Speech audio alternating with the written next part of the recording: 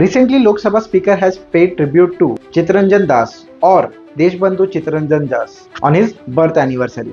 So, this name becomes important for your upcoming prelims examination of 2026. तो आइए जानते हैं चित्तरंजन दास के बारे में और सीआर दास के बारे में। सीआर दास को देश बंधु भी बोलते हैं, which is friend of nation, जो एक इंपॉर्टेंट लीडर थे in our freedom struggle. C R Das ने 1908 में सक्सेसफुली डिफेंड किया था अरबिंदो घोष को इन अलीपुर बॉम्ब केस में, जहां पे कानून और देशभक्ति का एक अच्छा कॉम्बिनेशन दिखा गया था। अलॉन्ग विद दैट उन्होंने डिफेंड किया था ढाका कॉन्स्पिरेसी केस को भी।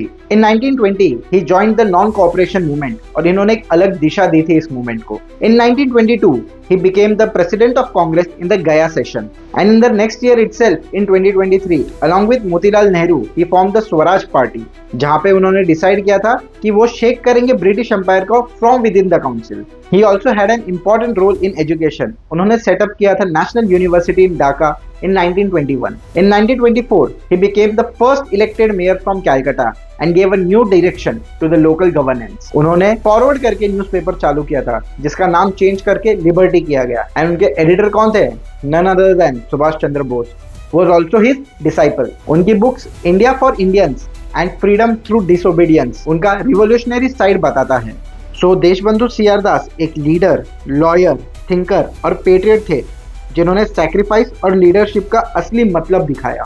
तो यूपीएससी के लिए हमें क्या याद रखना है?